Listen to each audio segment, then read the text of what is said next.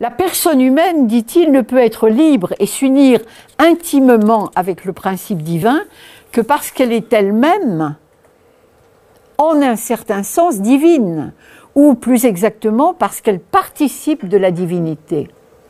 Et je pense que c'est dans le même esprit qu'il faut lire l'œuvre d'Annick de Souzenel, n'est-ce pas? Annick de Souzenel, qui, comme par hasard, est orthodoxe. Voilà. Et qui a écrit ce livre que j'ai intitulé, mis en bibliographie, Devenir Dieu, n'est-ce pas? Va vers toi, c'est-à-dire va vers toi, vers ton humanité, mais dans sa dimension divine, et qui écrit dans ce livre: nous parvenons à un moment littéralement crucial de l'évolution de l'humanité, celle-ci recherchant à tâtons une juste verticalisation au cœur des ténèbres dans lesquelles s'effondrent les valeurs du monde, car ces dernières, qui ne sont plus enracinées que dans une technologie démente, s'affolent, et nos structures psychiques d'hier ne sont plus suffisantes pour les appréhender. C'est un extrait de « Va vers toi ».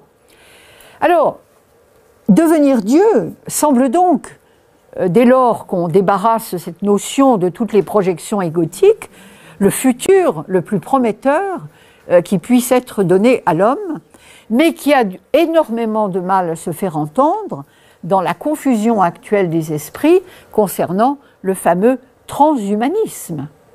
Parce que, pour certains, le devenir Dieu de l'homme est là, sur un plateau. C'est le transhumanisme.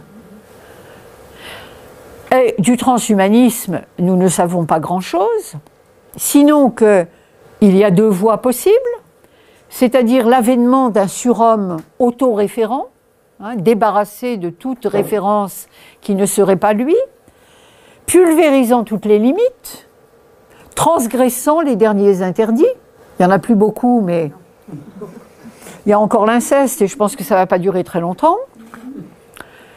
Et d'un homme, enfin, plein... Alors, est-ce que c'est ça, le transhumanisme?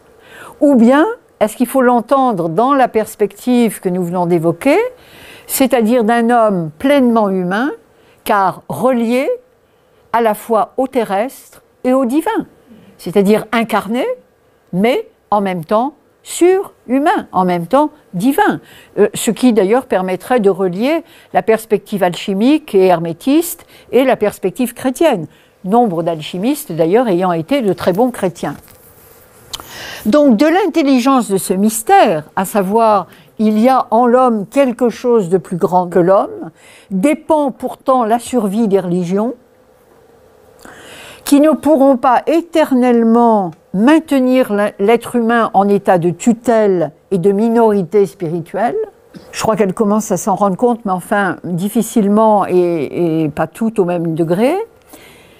Et qui ne pourront pas non plus, pour survivre, cautionner les transformations biologiques et sociales les plus hasardeuses, sous couvert de tolérance, d'esprit, d'ouverture d'esprit et d'amour inconditionnel de l'être humain. Donc je dirais bien que les grandes religions sont aussi, en ce moment, tiraillées entre ça et ça, n'est-ce pas? C'est-à-dire maintenir la chape de plomb, maintenir l'être humain en état de minorité spirituelle, ou bien s'ouvrir à n'importe quoi.